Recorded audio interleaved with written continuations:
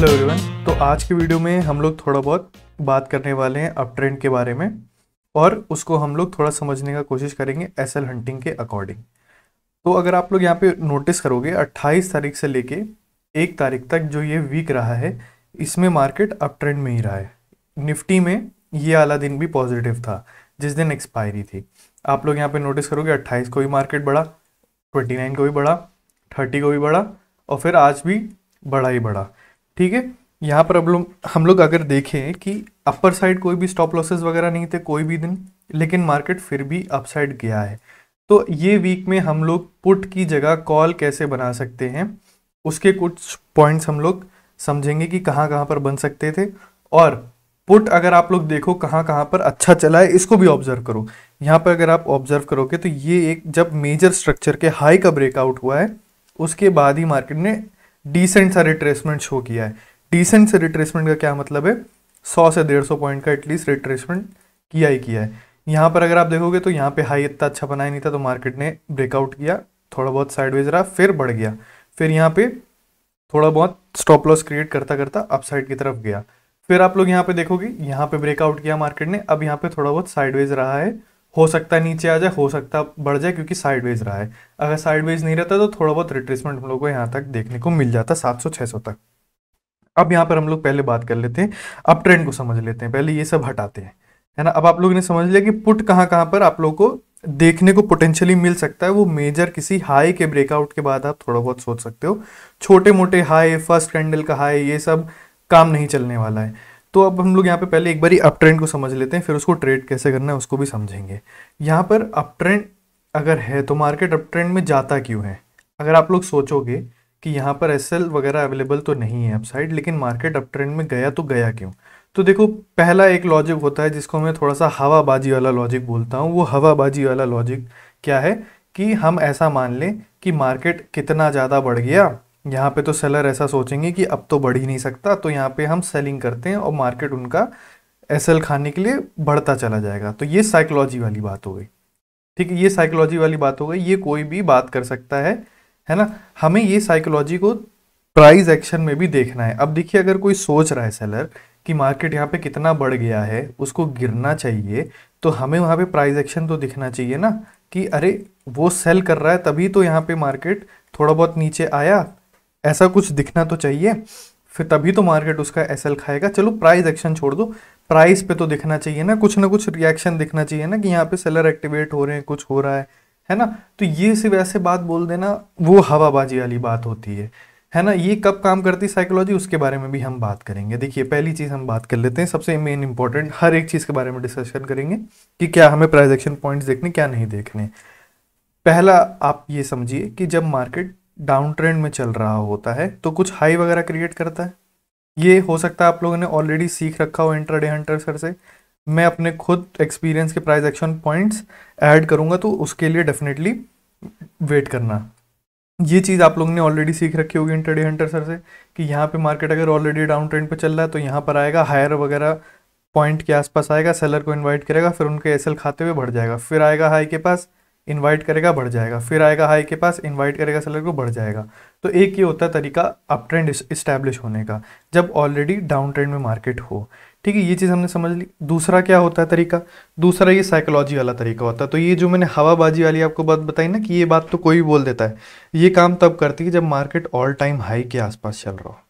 All time high के पास क्या होता है, वीक साइकोलॉजी वाले थोड़ा बहुत अपना पोर्टफोलियो खाली करने का सोच रहे होते हैं, या प्रॉफिट बुकिंग वगैरह करने का थोड़ा बहुत हो सकता है कुछ लोग सोच सकते हैं, या इंट्राडे ट्रेडर्स भी ऐसा सोचते होंगे कि अब तो कितना ही बढ़ गया है, अब तो कितना ही जाएगा ऊपर, ऐसा सेलर कुछ सोच के सेलिंग वगैरह कर सकते हैं तो मार्केट बढ़ जाता है। तो ये साइकोलॉजी तब काम करती है जब ऑलरेडी इस्टेब्लिश्ड एक डाउन ट्रेंड ना हो, है ना। और आपको ये प्राइस पे कैसे दिखा, जैसे मैंने बताया ना कि इसको आपको प्राइस पे या प्राइस एक्शन पे नोटिस करना है तो आप इसको ऐसे नोटिस करना।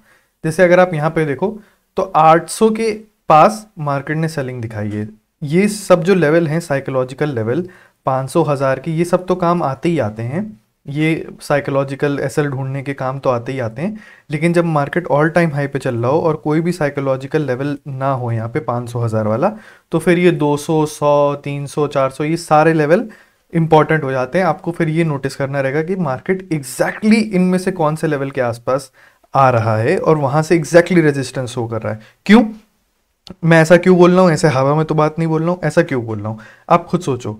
आपको अगर मान लो अपना पोर्टफोलियो खाली करना है, आपको मान लो कुछ अपने स्टॉक्स बेचने हैं, खाली नहीं करना मतलब कुछ बेचने हैं, प्रॉफिट बुकिंग करनी है, और आपको लेवल मिल रहा है कुछ ऐसा 45-200 का, चलो 45-100 मान लेते हैं, 45-100 का मिल रहा है, तो आप वहाँ खाली करना पसंद करोगे कि 45-120-130 ऐसा कुछ? डेफिनेटली 120-130 ज़्यादा है 100 से, तो आप वहाँ पे बेचना प्रेफर करोगे।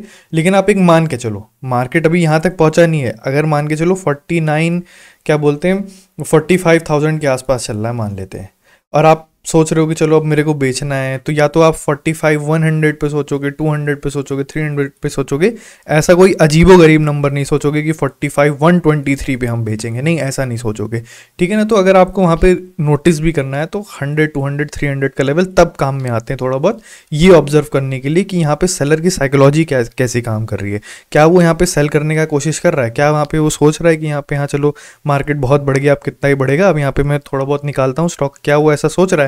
तो वो आपको प्राइस पे दिखेगा, जरूर दिखेगा वहाँ पे, है ना। ऐसा बहुत रेयर होता है कि कोई आपको ऐसा 120-130 के आसपास ऐसा कुछ दिख जाए। तो ये मैंने ऑब्जर्व किया हुआ प्राइस एक्शन है मेरा, इसको आप खुद बैक टेस्ट करना।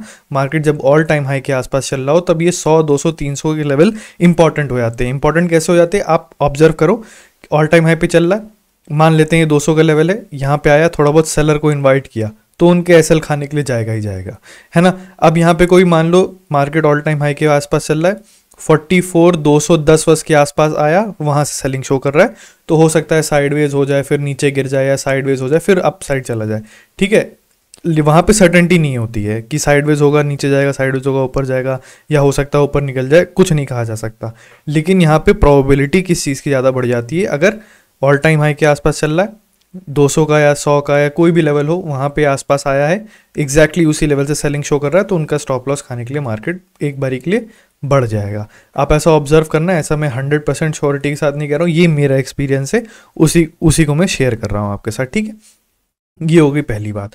तो अब हम लोगों ने क्या बोलते हैं, अप ट्रेंड को समझ लिया है, उसकी साइकोलॉजी को भी समझ लिया है, हर एक चीज़ हमने समझ ली है। अब हम लोग बात करते हैं हमें इंट्राडे ट्रेडिंग कैसी करनी चाहिए उसमें। अब देखो मैं आप लोगों को कुछ प्राइस एक्शन पॉइंट्स बताता हूँ। पहले प्राइस एक्शन पॉइंट हो गए डिस्टेंस, तो आप लोगों को मालूम है, ये चीज़ तो आपको मालूम है कि अगर डिस्टेंस ज़्यादा हो जाएगा, गैप अप खुला है, और आपको अगर वेट करके ट्रेंड के साथ पोजीशन बनानी है, तो थोड़ा बहुत सेलर को आ जाने दो, फिर पोजीशन बनाना, है ना। अब यहाँ पे कुछ लोग बहुत जल्दी काम करना चाहते हैं, तो वो पुट वगैरह में काम करते हैं, लेकिन अगर आपको ट्रेंड के साथ जाना है, डिस्टेंस ज़्यादा है प्रीवियस डे के बायर का, तो आप वहाँ पे सेलर का स्टॉप लॉस बन जाने दो, फिर उसके बाद पुट बनाना, आप ये कर सकते, सॉरी कॉल बनाना, फिर आप ये एक मेथड होता है। दूसरा मेथड ये होता है, आप हमेशा चौक करना रहना कि मार्केट क्या हायर पॉइंट से रेजिस्टेंस वगैरह ले रहा है। अगर मार्केट अप ट्रेंड में चल रहा है तो क्या कोई हायर पॉइंट ऐसा बन रखा है पहले कि वहाँ से मार्केट रेजिस्टेंस वगैरह ले रहा हो, अगर वहाँ से ले रहा है, वहाँ से रिजेक्ट करके आया है, तो वहाँ पर आप अपना पुट का प्लान एक बारी के लिए कैंसिल कर दो, थोड़ा बहुत वेट करके कॉल का पोजीशन बना लेना जब भी सेटअप बने उस दिन। ये एक हो गया दूसरा पॉइंट।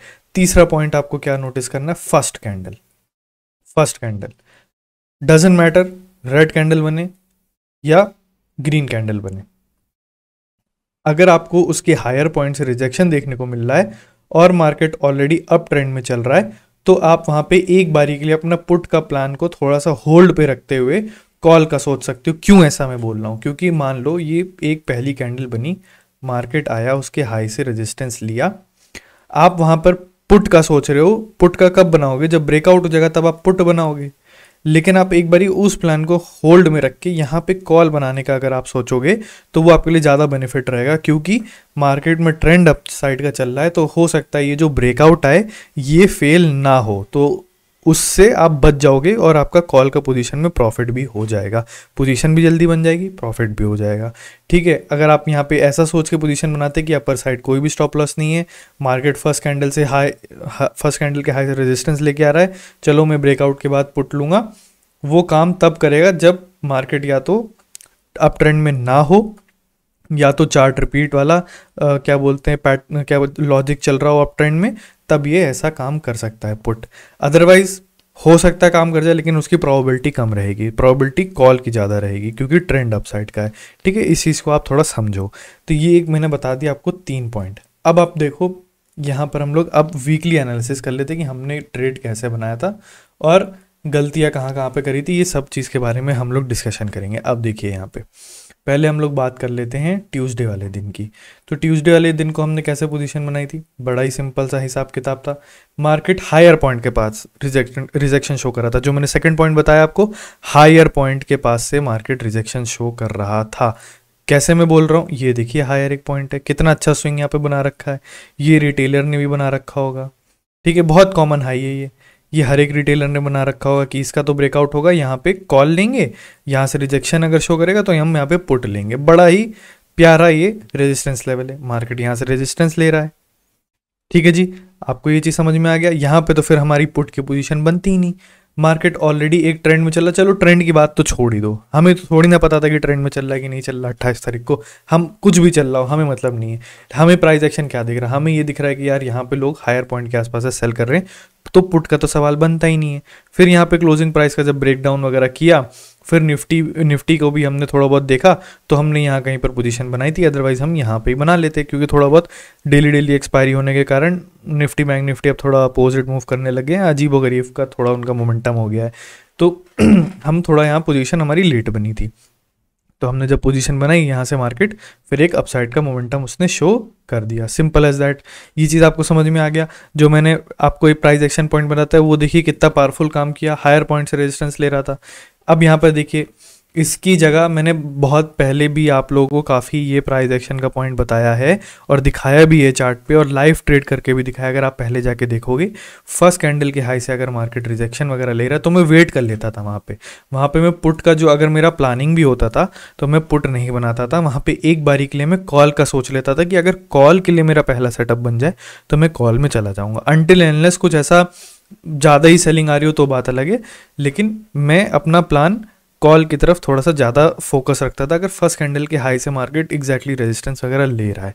ठीक है, तो अब यहाँ पर बात कर लेते हैं नेक्स्ट डे की, कि नेक्स्ट डे हमने कैसे काम किया। जब ये फर्स्ट कैंडल के हाई वाला कुछ बनेगा भी तो आपको लाइव ट्रेड वीडियो में दिख भी जाएगा वापस से, या तो आप पुरानी वीडियोस चेक कर लेना, वरना अदरवाइज फ्यूचर में कभी जब बनेगा तो हम उसको दिखा भी देंगे। जैसे यहाँ पे देखिए थोड़ा बहुत यहाँ पे ऐसा बन भी रहा है। यहाँ पर अगर आप देखोगे तो मैंने क्या बोला था कि एक बारी के लिए पुट का प्लान आप अपना साइड में रख दोगे। एग्जैक्टली यहाँ पे मैं भूल गया था कि यहाँ पे भी बना था, अब आप लोगों को बता रहा हूँ तो अब मुझे भी दिख रहा है खुद भी। यहाँ पर आप देखो फर्स्ट कैंडल के हाई के आसपास से मार्केट रिजेक्शन ले रहा है, यहाँ से रिजेक्शन लिया, यहाँ से भी रिजेक्शन लिया, लेकिन हमारा प्लानिंग क्या थी कि हम पुट ही लेंगे, हम ऐसा थोड़ा सोच के चल रहे थे, थोड़ा सा कुछ ज़्यादा ही हमारा साइकोलॉजी पुट की बन चुकी थी, तो मैंने यहाँ पे कॉल ना बनाया। और यहाँ पे मैं आपको एक बात बता दूँ, शायद जब मैं लाइव ट्रेडिंग वीडियो बना भी रहा था तब मैंने ये भी डिस्कशन किया था कि अगर मार्केट 44,000 को ब्रेक डाउन कर देता है तो मैं यहाँ पे कॉल की पोजीशन बनाऊंगा, लेकिन मार्केट ने क्या किया, इसका ब्रेक डाउन किया नहीं। तो मेरा जो आपको जस्ट मैंने अभी सिखाया ना कि आप पुट का प्लान छोड़ के थोड़ा बहुत कॉल का सोच सकते हो अगर मार्केट अप ट्रेंड में चल रहा हो, तो मैंने ये चीज़ करी नहीं। क्यों नहीं करी, क्योंकि मार्केट ने 44,000 का साइकोलॉजिकल लेवल से एग्जैक्टली सपोर्ट ले लिया, तो मेरा फिर जो पुट की साइकोलॉजी थी थोड़ी और स्ट्रांग हो गई। अदरवाइज ये ब्रेक डाउन कर देता तो मैं कॉल की तरफ चला जाता, बट अनफॉर्चुनेटली ऐसा हुआ नहीं, तो कोई बात नहीं, कुछ सीखने को ही मिला हमें कि हम थोड़ा सा ध्यान रखेंगे। वैसे ध्यान तो क्या ही रखेंगे, फिर भी पुट ही बनाएंगे नेक्स्ट टाइम, क्योंकि 44,000 के पास से सिर्फ क्या बोलते हैं रिटेलर ही एक्टिव होते हैं, बट ये एक्सेप्शनल डेटा, लॉसेस तो होते रहते हैं, उसमें कोई दिक्कत की बात नहीं है। मार्केट यहाँ पे गया, हमने यहाँ पे पुट पे पोजीशन बनाई। और मैं आपको एक चीज़ और बता दूं, मैंने जब लाइव ट्रेडिंग वीडियो बनाया था मैंने एक क्लियर कट बोला था कि अगर आज एक्सपायरी होती तो यहाँ पर मार्केट इनको टारगेट करने के लिए डेफिनेटली आया था, लेकिन एक्सपायरी शिफ्ट होकर 30 तारीख को हो गई थी और वो मैंने ध्यान दिया नहीं था उस समय। ट्रेड बनने के बाद ध्यान में आ रहा था कि अरे ये क्या, आज एक्सपायरी होनी चाहिए थी, बट एक्चुअली में ऐसा हुआ नहीं। तो फिर यहाँ पर मैंने थोड़ा बहुत लॉस का लिमिट हमारा थोड़ा सा एक्सीड हो गया था, बट कोई बात नहीं, हमने उसको रिकवर भी कर लिया था बाद में। तो यहाँ पे आप लोग समझ गए कि यहाँ पे पुट का ट्रेड अच्छा बनता, लेकिन अनफॉर्चुनेटली इस दिन ये सेटअप काम नहीं किया। तो इसका मतलब ये नहीं कि हम छोड़ देंगे, नेक्स्ट टाइम भी हम बनाएंगे, डेफिनेटली बनाएंगे। साइकोलॉजी हमेशा स्ट्रांग रहनी चाहिए, चाहे ऐसा लो चाहे जैसा भी हो, ठीक है जी। लेकिन अगर आप मान लो यहाँ पे आप ऐसा प्लानिंग कर लेते कि हमें अब कॉल में जाना है। क्यों? क्योंकि फर्स्ट कैंडल के हाई से रिजेक्शन मार्केट ने शो किया है, वीक वाली कैंडल्स भी छोड़ रखी हैं। तो यहाँ पर मैं 44,000 पे जब आ रहा होता, अगर यहाँ पे एंट्री पॉइंट अच्छा हो जाता, चाहे थोड़ा बहुत ब्रेक डाउन कर देता तो भी काम चल जाता, लेकिन रेड कैंडल में ही एंट्री हो जाती, तो ये कॉल में बहुत शानदार हमें प्रॉफिट देखने को मिलता। बट कोई बात नहीं, नेक्स्ट टाइम के लिए हम थोड़ा सा इस चीज़ को भी ध्यान में रखेंगे। अब हम लोग इस दिन के बारे में बात कर लेते हैं। इस दिन तो एकदम पिक्चर परफेक्ट सेटअप, जैसा मैंने आप लोगों को बताया था। मार्केट आया, ब्रेकआउट वगैरह किया, ब्रेकआउट फेलियर में कन्वर्ट हो गया, आ गया। इस दिन तो किसी को कोई दिक्कत नहीं होगी, ये तो बहुत इजी डे था, तो इसके बारे में डिस्कशन करने का भी मेरा मन नहीं करता। बट अगर मान लीजिए आपको यहाँ पे कॉल साइड की पोजीशन बनानी होती तो आपको क्या देखना रहता? ये कैंडल के आसपास आपको रेजिस्टेंस देखना रहता, पहली चीज़। दूसरी चीज़ आपको क्या देखनी रहती कि मार्केट अगर ऑल टाइम हाई के आसपास चल रहा है तो क्या ये 800 700 इन सब के लेवल के आसपास एग्जैक्टली क्या रेजिस्टेंस ले रहा है क्या, ये चीज़ आपको देखनी चाहिए थी। और तीसरी चीज़ आपको क्या देखनी चाहिए थी कि पीछे कोई हायर पॉइंट से रेजिस्टेंस वगैरह ले रहा है क्या। यहाँ पे आप पुराना चार्ट जाके देख लेना, ले रहा होता तो आपको यहाँ पे कॉल का सोचना चाहिए था। सिंस नहीं ले रहा था तो यहाँ पे आपको पुट का ही ट्रेड बनाना चाहिए था। ठीक है, समझ गए आप लोग? अगर आपको ट्रेंड के साथ चलना था तो जो मैंने 3 पॉइंट आपको बताए वो होने जरूरी हैं, तो वो आपके लिए ये 3 पॉइंट आपको एंट्री बनाने में मदद करेंगे, एंट्री बनाने में मदद करेंगे ट्रेंड के साथ। ये चीज़ को आप समझ लो, ठीक है ना। अब यहाँ पर हम लोग बात कर लेते हैं इस डे की, कि इस डे में क्या क्या रहा क्या नहीं रहा। तो ये मैंने ऑलरेडी शायद एक्सप्लेन कर दिया था कि मार्केट अगर यहाँ कहीं से अगर गिर जाता तो बढ़िया रहता। सिंस यहाँ पे गिरा नहीं, तो यहाँ पर जब मैंने देखा, 2 चीज़ मैंने ऑब्जर्व करी, आप थोड़ा बहुत इसको भी ऑब्जर्व करना चालू कर देना। प्रीमियम को आप थोड़ा नोटिस करना चालू करो, प्रीमियम को नोटिस करना चालू करो। इससे मेरा क्या कहने का मतलब है, अगर मान लो कि आपने पुट का ट्रेड बना रखा है और मार्केट ने ब्रेकआउट करा हुआ है, ब्रेकआउट करा है, तो आपके प्रीमियम काफ़ी गिरने चाहिए, काफ़ी ज़्यादा गिर जाने चाहिए। लेकिन मार्केट अगर ऐसा कर रहा है, ब्रेकआउट शो कर रहा है, लेकिन पुट के प्रीमियम आपके नहीं गिर रहे हैं, या अगर गिरे भी हैं तो थोड़े बहुत स्टेबल हैं, आपको उतना लॉस नहीं दिख रहा है, ज़्यादा लॉस नहीं दिख रहा है। मतलब क्या हुआ इसका? मतलब ये हुआ कि ये हो सकता है ब्रेकआउट फेलियर में कन्वर्ट हो जाए। दूसरी चीज़ आप क्या ऑब्जर्व कर सकते हो, आप ये ऑब्जर्व करो कि जब आपने पोजीशन बनाई थी तब जो स्ट्रैडल का प्राइस चल रहा था, जो भी एट द मनी के स्ट्रैडल का प्राइस चल रहा था, उसके कॉल और पुट के बीच में डिफरेंस क्या है? अगर वो डिफरेंस 2 टाइम से ज़्यादा है तब यही ये जो ब्रेकआउट हुआ है इसमें दिक्कत होगी। क्यों दिक्कत होगी? क्योंकि यहाँ पर कॉल वाले जो शॉर्ट किए हैं अपनी पोजीशन को छोड़ के भागेंगे यहाँ पे, ठीक है। और पुट का भी प्रीमियम काफ़ी तेज़ी से गिरेगा, ये चीज़ आप समझ रहे हो, क्योंकि कॉल का तेज़ी से भागेगा तो पुट का भी गिरेगा ही गिरेगा। थोड़ा बहुत इस चीज़ को भी आप ध्यान रखना, क्योंकि वहाँ पे लोगों के स्ट्रैडल ब्रेक होंगे। 2 टाइम से ज़्यादा अगर डिफरेंस हो जाता है कॉल और पुट में स्ट्रैडल की किसी, तो वहाँ पे फिर उसको मैनेज करना डिफिकल्ट हो जाता है। वहाँ पे उसकी लॉस का लिमिट तेज़ी से बढ़ने लग जाता है, लॉस ज़्यादा शो होने लग जाता है, तो जनरली लोग अपनी पोजीशन काटते हैं। तो ये चीज़ें आप कुछ ऑब्जर्व करना चालू कर सकते हो। अब यहाँ पर देखिए, हम इस दिन की बात कर रहे थे, यहाँ पर यहीं से सेलिंग आते तो बढ़िया रहता, लेकिन मार्केट ने ऐसा किया नहीं। हमने यहाँ पे देखा कि प्रीमियम भी बड़ा भाई, छोटा बहुत ही 50 पॉइंट का ही मूव आया था अपसाइड का, लेकिन हमारे प्रीमियम तो एकदम ऐसे गिर रहे थे जैसे पता नहीं क्या हो गया हो। और तो हमने क्या किया, यहाँ पे पोजीशन काटी। हमने समझ लिया कि भाई साहब प्रीमियम बड़े तेज़ी से गिर रहे हैं, मतलब ये आज पुट का दिन नहीं है।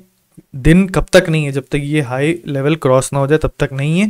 हायर प्राइस के, हायर पॉइंट के आसपास मार्केट ने रेजिस्टेंस वगैरह शो भी किया।